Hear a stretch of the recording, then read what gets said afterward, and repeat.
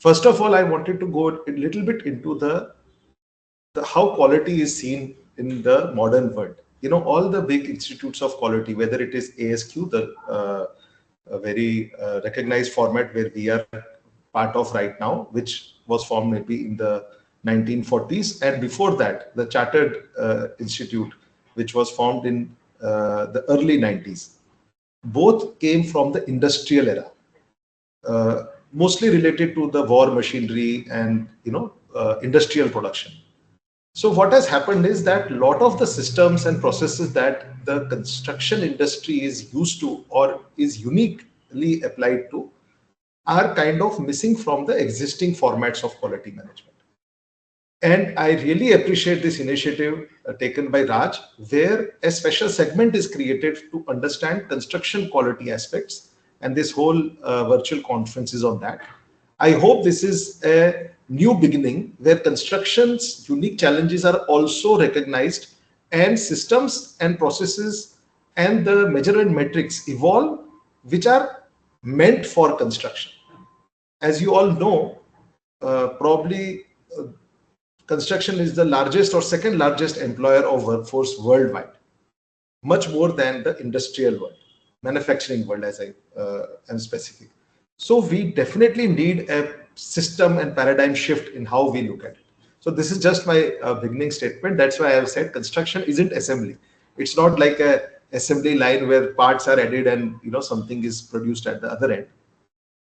And there are very distinct uh, differences. There are a lot of them, but I have highlighted a few. For example, manufacturing and industrial production happens in a fixed facility. It's a large compound or a big shed in which raw material is going in, and workers and machines are working together, and the output is the product. In construction, it is totally different. First of all, it never happens in the same location. We have project sites and they change from one location to another location. And even if it is in the same site, the product is not the same. So the last point is the product is mass produced, but in construction, everything is custom produced. Even if there is repetition, the processes keep changing. Secondly is the machinery. So in an industrial world, the same machine keeps on producing. In construction, different machines come at different parts of the process. And even the choice is dependent on the stakeholders. So where the stakeholders are common in manufacturing, you have the same set of owners, managers, contractors, suppliers, and the consumers. In construction, that also keeps on changing. So you can imagine the complexity and the chaos that is exponentially more in a than manufacturing. Then, of course, it is repetitive process in manufacturing, but in construction, every time sequence changes. You can change any one variable. Let us say formwork but is changed, then whole sequence will change. You change the type of waterproofing, whole sequence will change. You change brick to block, everything will change. So it is so much dependent on the project's unique specifications and requirements that we cannot take the benefit of the repetitive processes that we see in manufacturing. And like Dr. Swaroop very rightfully said, constant workforce. We have manufacturing is regular workforce. Every day they will go, they will work in their shift, they will come back, they will do probably the same type of work. But in construction, every day is a due day. The person who is working in construction site will do different type of work at different times in different locations. And they will also seasonally change. We may invest a lot in their training, like Dr. Swaroop so passionately said that we should give certification to the workers. But the stakeholder alignment is not there because the company who is employing them may know that after 4 months they are not going to be there. So they don't feel interested in their upliftment. So that also becomes a dilemma. So these are kind of the differences that I want to highlight. And on this August forum of ASQ, again, I want to repeat the nice initiative that Raj has taken to create a unique system and process that is aligned with the construction industry's requirements. Next slide, please.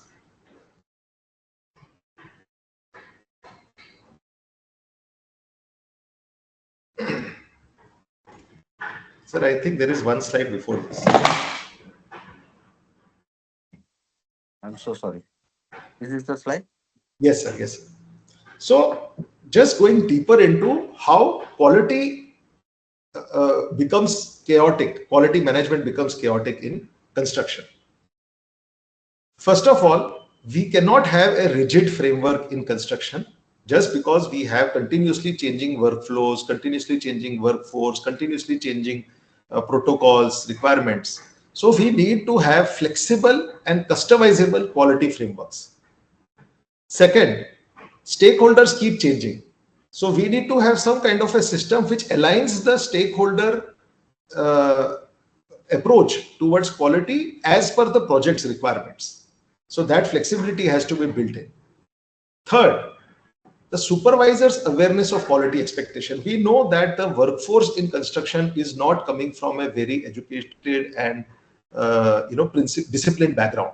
So who is controlling the workforce? Who is controlling the machinery? Who is controlling the materials? It is the people on the job site. It is the site engineers. They could be diploma, ITI, or engineers who with whatever education background. But the supervisor is the key component who controls the 5 M's on the job site. But they need to be aware of what is expected. Now, when everything keeps on changing, how much will they be able to keep up with the requirement and implement? That would basically manifest in the ultimate product and the quality. So that is another key point. Now let us go into the other aspects of management, which are sometimes similar to the manufacturing world because statistics gets involved. Lack of genuine quality data from projects. Now we are all from construction industry. I can bet that all of you know that the records that we are creating are 99% for compliance sake, because you want bill to be passed, you want the record to be kept. But how much is it genuine? Okay, this is an open discussion. I'm really right now pumped up because of Dr. Swarup's passionate, and I'm talking from heart now. We all know that the data does not go into any formal or organized way to derive anything out of it. So the next point, inability to get data-driven insight to enhance quality. Let us say, for example, the common example, cube result. Everybody does cube result because without that, the bill doesn't get passed. Without that, structural engineer will not give stability certificate. So everybody has to do it. Now, that is not the only thing in construction that has to be monitored, but at least we know that is the most frequent one that is done. How many times do we analyze that in a way where we can actually make things better? How many are here engineers who have been in quality field, and how many actually do the correct standard deviation based reassessment benchmark setting? Very few. I mean, I have met, because it's my job, I met so many quality engineers. Everybody does for compliance sake. 1 or 2% accomplished ones do it for genuine benefit. Sometimes companies may influence it because cement content can be controlled, so they insist. But that again, intention is from saving rather than quality enhancement. And when I say quality, it means everything about quality, durability, sustainability, everything is in the same bucket. Then next point, lost lessons from previous projects, or even in the same project from previous phases. Let us say something went wrong and we found a way to correct it. How many times do we retain that knowledge so that in future it doesn't happen? And that is not only to that project. If it is an organization, it can learn from other projects also. But does it get transmitted? That is the big question. So these are some of the qualities, some of the challenges of quality related to construction industry that I believe digitization can solve. Next slide, please.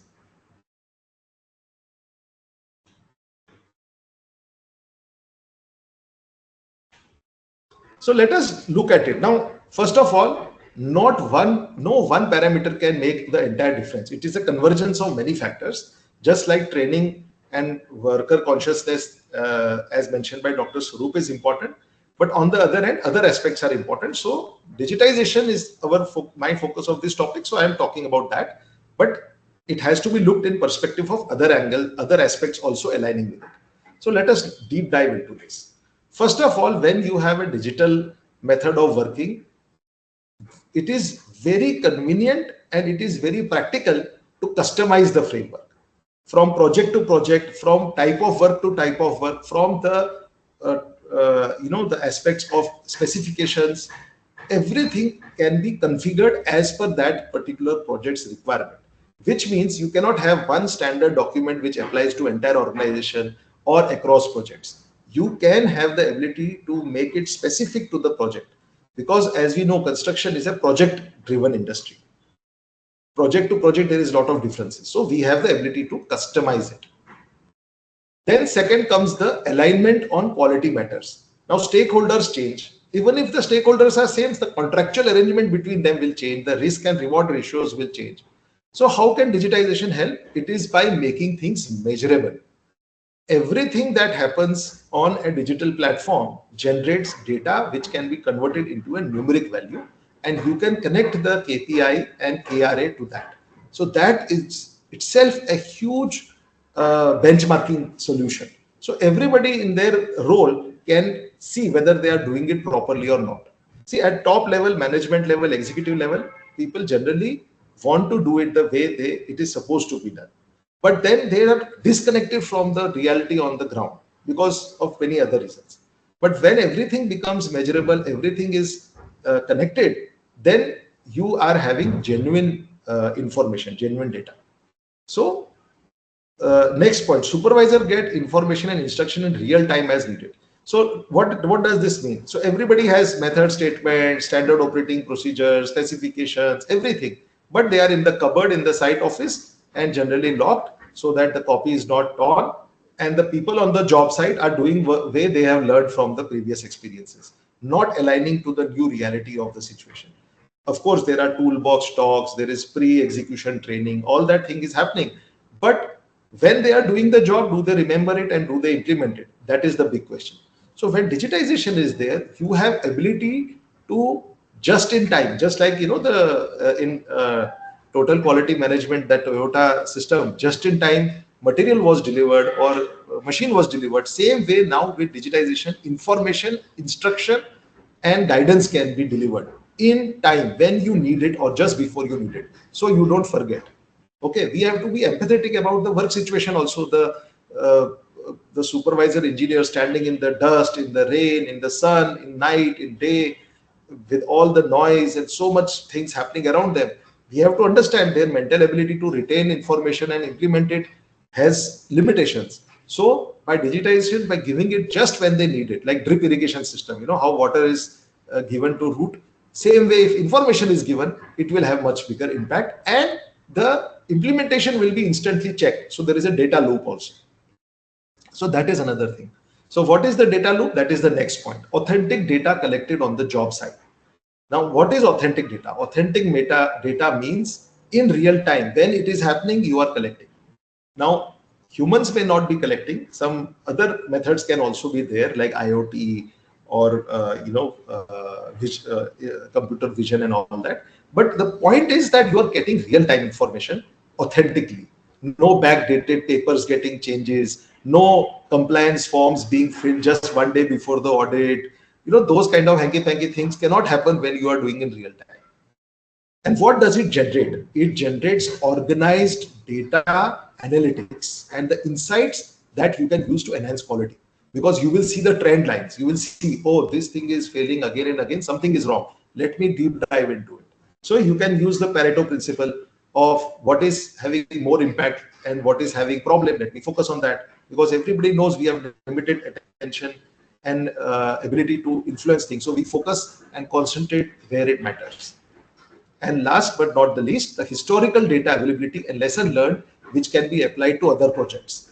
Once it is saved and retained in an organized, searchable, traceable format, you can do the same to transmit that information to others. And now with smart systems, it is not voluntary activity, like somebody will search, then only they will get. No, it can be prompted also. Hey, you are doing this work. Have you thought of this? Something like that. It's a prompt also. So people are intelligently involved into what they are doing. Next slide, please. So this, till now I gave you the background. Now let us go into what I call first principles. We are all engineers, so we should believe in first principles. Let us go to basics. How can this be actually achieved?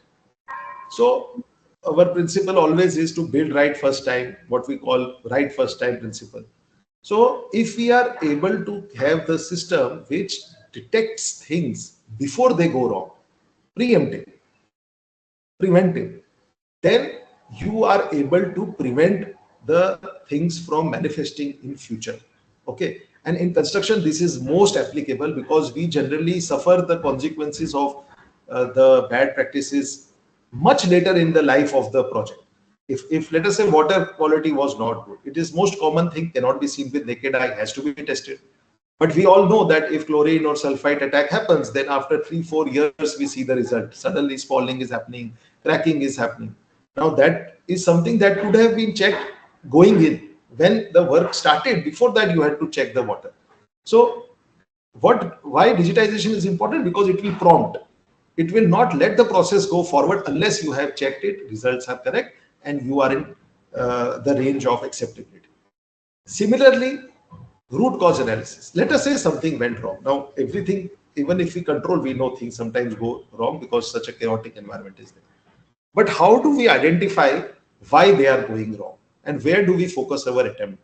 And how can we not only treat the symptoms, but also go to the root cause? That also is influenced because the data speaks. You will see the trend lines. Okay, let us say out of 50 things, 10 were failing. What is common in the 10? You will go into the data and figure out, and then that will give you the indication that one of these has to be the root cause, and you will focus your attention on that. So that is another important angle. Then process ownership. We cannot say quality is only responsibility of the quality department or quality engineers. Quality is actually responsibility of everyone. Everyone has to play their part. In the ecosystem of construction, there are consultants, designers, third party, so many stakeholders are involved. Everyone has to do their job. Then only they will be able to accomplish the thing. The quality department is basically to ensure it is happening. It is like the string that connects all the diamonds. But everyone has to do their part. So when you are digitizing, the process becomes very streamlined, very transparent, traceable. So you can have ownership. And another important thing is the continuous improvement. Once you know how you did it, you can do better next time, because again, you will find out parameters of improvement, which will not only increase your quality, but your productivity also. So let's go to the next slide. I would like now to just quickly go into each of these four aspects one by one, and how in my own professional career I have been trying to solve this through my digital platform digiQC. So right first time, when you are inspecting things not only after but in the process, then you have the ability to influence any parameter going off track. So stage wise inspection is a very easy method. Lot of people use it for concrete. You do pre-check during post, but this same principle can be applied to many other aspects also. And the workflows are so easy to configure that based on your manpower deployment, because we know that there is always scarcity of qualified manpower on job site. Average ratio between quality personnel to the production personnel is sometimes 20-25 is to 1. So we cannot have everybody checking everybody's work. That is just not feasible, possible, or even practical. So we have a workflow where there is self checking, and then somebody is either approving or validating. So maker approver system, maker checker approver system, maker checker approver and verifier system, depending on complexity of work, cost of that work, the criticalness of the work, you can define how you do. So this is the part about the in process checking, which was the first back to basic step. Next slide, please.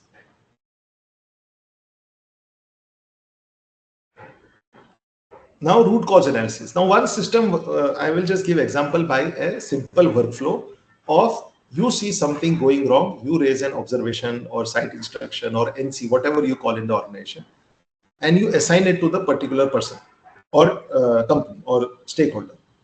Their job is to correct it, or if it is preventive action, they still have to do some preventive action, like what we call kappa, corrective action, preventive action. They send it back as a response. If it is acceptable, you agree to it and it is accepted, or if it is not acceptable, you reject it, they have to do it again. But if it is accepted, that is not end of the story. Then you do the root cause and the cost analysis. That will derive the real data insights. Like, first of all, it will catch the issue early. It will not let it snowball into something bigger. But most importantly, the corrective action or the preventive action taken would have some cost associated to it. You would have spent material, manpower, machinery, or any other cost on it. So that cost you can capture. So you will improve your database. Then you can even measure the turnaround time, which is something like a KPI.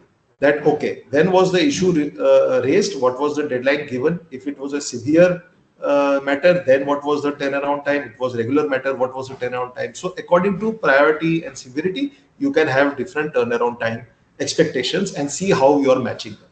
So less TAT obviously is good, but not always required, because some actions may be dependent on some other thing. So you have to be aware about it. Most importantly, you will see repeated issues.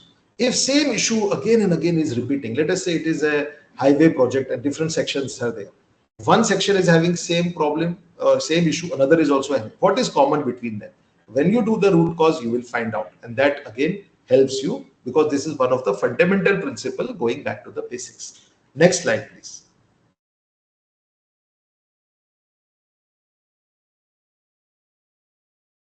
Should I play the video? Please, sir.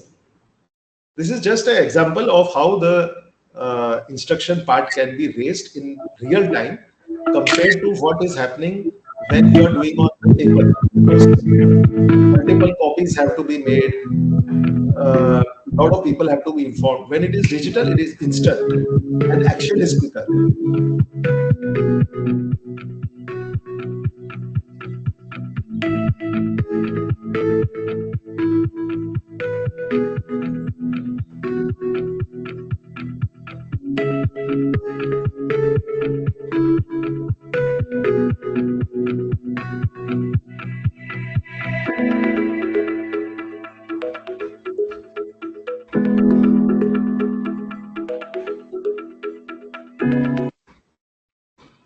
Thank you, Raj. We go to the next slide, please.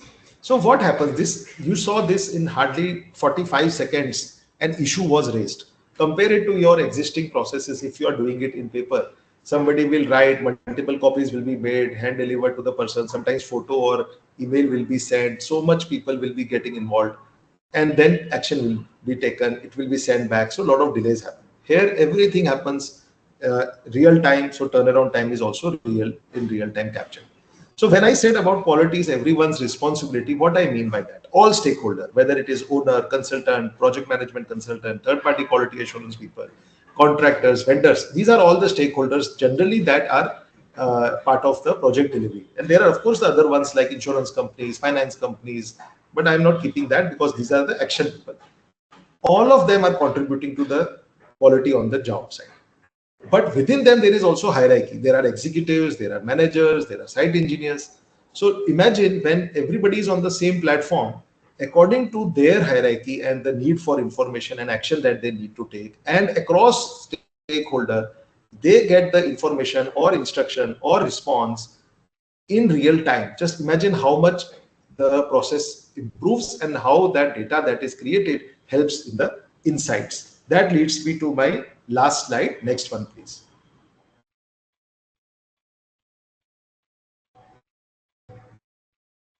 So when these people, everybody works as per the customized workflow of their project, as per their hierarchy and as per their stakeholder roles and responsibility, this kind of data is generated. You can see trend lines, you can see the comparative analysis between them, you can see turnaround times, you can see which item is repeatedly becoming an issue. All that analysis is possible.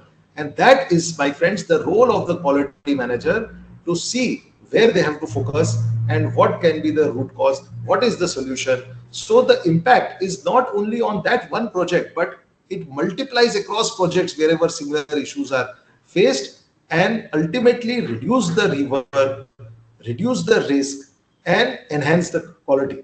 So that brings me to the end of my presentation. I hope everyone got some gist of it. I know it was a short and fast presentation, but hopefully you got some value out of it. So thank you everyone for listening to me.